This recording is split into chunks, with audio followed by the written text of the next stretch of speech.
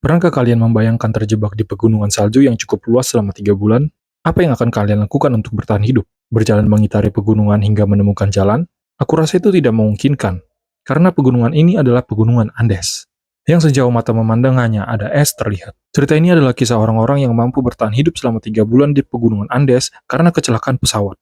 Tanpa makanan, tanpa air, hanya ada salju dan korban yang sudah meninggal. Bagaimanakah ceritanya? Siapkan makanan dan minuman favorit kalian, karena ceritanya akan segera dimulai.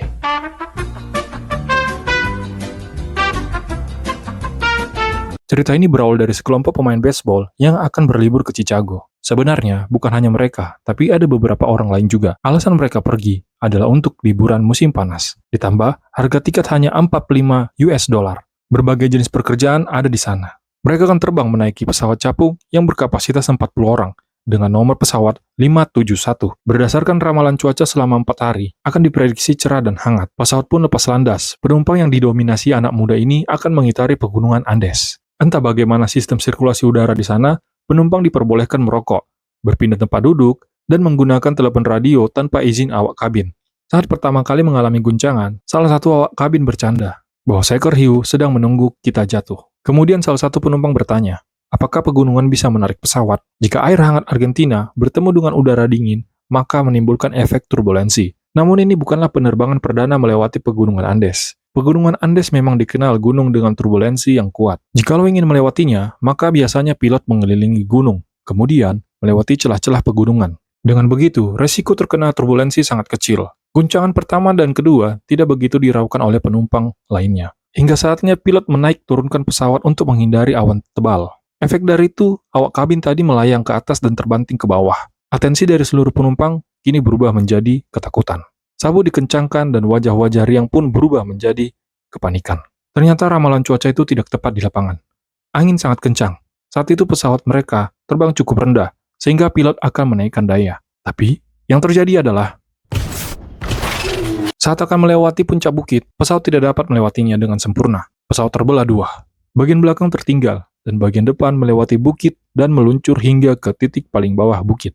13 Oktober 1972 adalah tragedi untuk 40 penumpang. Disinilah awal mula mereka harus bertahan hidup sambil menunggu bala bantuan datang. Tak terasa malam datang. Dalam hitungan menit, suhu turun 30 derajat. Meskipun selamat dari kecelakaan, mungkin mereka akan mati karena kedinginan. Di dalam bangkai pesawat itu, mereka saling berpelukan hingga tidak ada ruang lagi. Hanya ada jeritan dan rasa sakit di sana. Hidup dan mati hanyalah berbeda beberapa menit saja. Siapa yang lemah akan mati.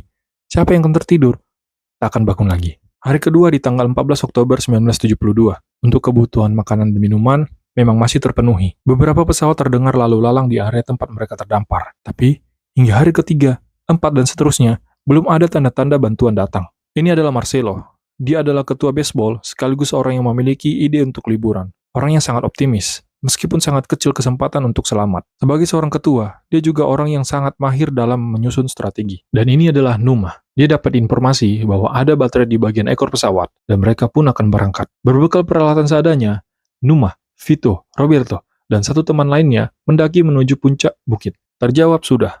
Alasan kenapa bala bantuan belum datang sampai saat ini. Masih mendaki setengah bukit, Vito mencoba untuk melihat ke belakang. Rupa-rupanya bangkai pesawat itu sudah tidak terlihat lagi. Wajar jika tim penolong tidak datang, mereka tidak bisa melihat dari atas. Kini sudah hari ke-6, stok makanan sudah habis dari kemarin. Sekedar informasi, manusia hanya bisa bertahan dengan 3 aturan, yaitu 3 menit tanpa udara, 3 hari tanpa minuman, 3 pekan tanpa makanan. Tapi itu tidak berlaku untuk daerah dataran tinggi. Sebab kalori di sana terbakar 4 kali lebih cepat. Kini sudah 7 hari mereka tidak makan. Sebuah diskusi terbuka pun terjadi. Percakapan itu diawali oleh Abang Brewok ini. Dia bilang, kita harus mencari makanan, atau tempat ini akan menjadi makam untuk kita semua. Ini Roberto, mahasiswa kedokteran. Dia sangat paham betul tentang kesehatan manusia. Ini bukan soal haram atau ilegal. Tapi ini tentang bagaimana bertahan hidup. Di sisi lain, memang semua orang sedang kelaparan. Jadi, selama mereka belum dapat memastikan apa yang mau dimakan, mengunyah tali sepatu dan batang rokok tidaklah begitu buruk. Hari demi hari, situasi semakin memburuk. Satu persatu dari mereka meninggal dunia. Di saat ada yang sekarat, mereka hanya bisa melihat dan mendengar jeritannya sebelum ajal tiba. 21 Oktober adalah hari ke-9 bagi mereka. Tidak ada pilihan lain. Semua orang punya perut yang harus diisi.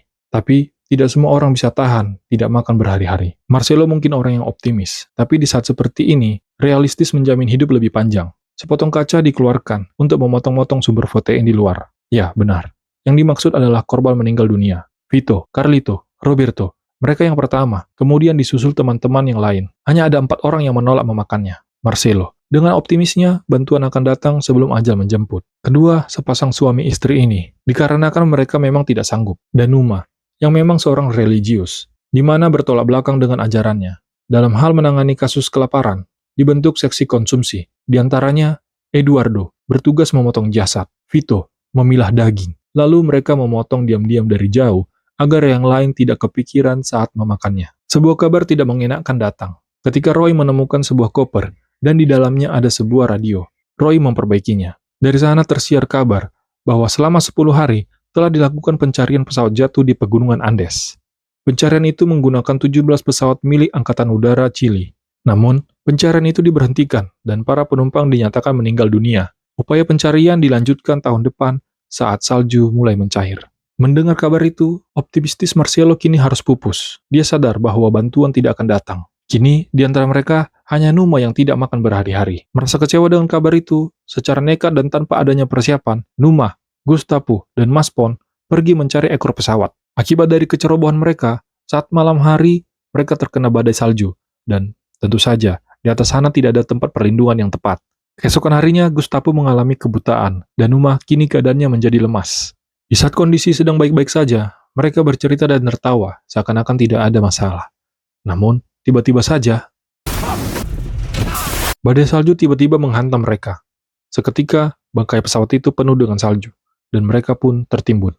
Dalam musibah itu menewaskan 8 orang, termasuk diantaranya Marcelo. Hari ini tepat 18 hari mereka terdampar, dan sudah 2 hari terkubur. Selama itu juga mereka tidak makan, dan perlu memakan sesuatu. Roberto yang memiliki cara hidup yang ekstrim, lebih memilih memakan jasad yang tersedia. Pertama kalinya, orang-orang ini melihat secara langsung bagaimana Roberto memilah-milah organ tubuh yang kemudian membagikannya ke rekannya. Di saat yang lainnya merasa putus asa, Numa inisiatif memecahkan jendela kaca pilot untuk mendapatkan secerah harapan.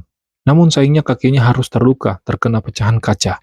Setelah musibah itu, Nando mengusulkan untuk pergi mencari ekor pesawat. Tapi rekannya menolak, sebab mereka tidak mau sesuatu yang tidak diinginkan terjadi. Rekannya merekomendasikan tunggu hingga saljunya mencair. Namun, salju akan mencair pada pertengahan November. Ini terlalu lama bagi Nando. Nando adalah seorang pemain baseball, dan juga dalam hal ini dia sudah kehilangan 2 orang yang dicintainya, yaitu ibunya dan adik perempuannya. Suatu mujizat jika Nando bisa bertahan sampai sekarang, sebab awal mula tragedi, dia mengalami luka yang parah hingga kritis.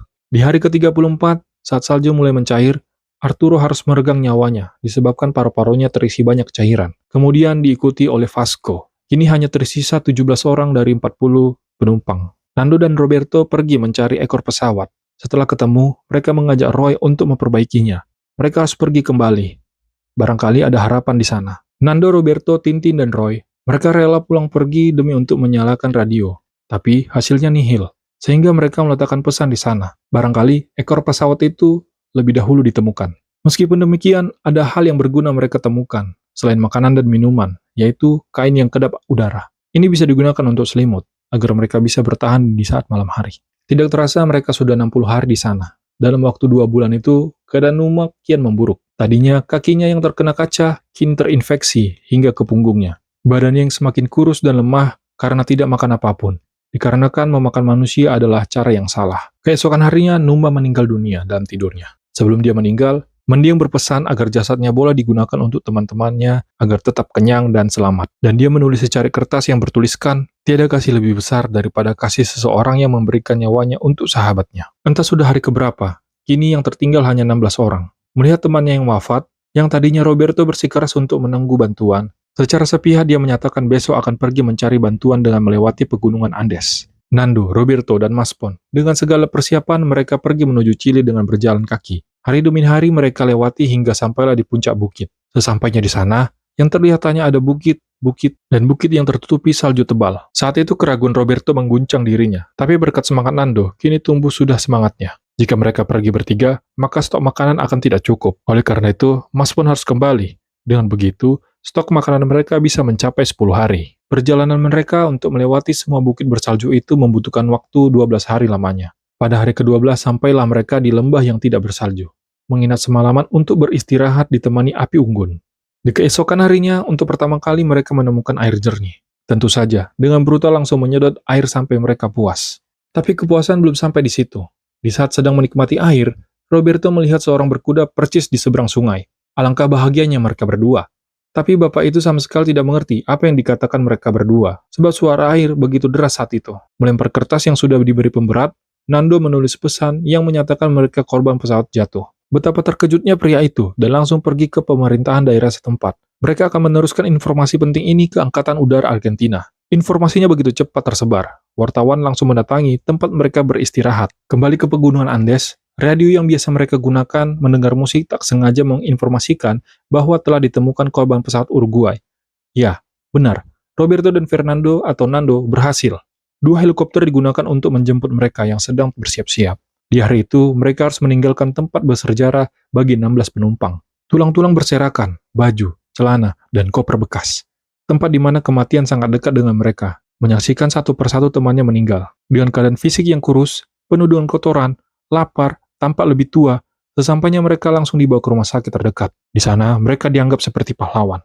Mereka yang lolos dari maut dapat bersatu dengan sang ayah, ibu, teman, saudara, anak-anaknya, dan pacar.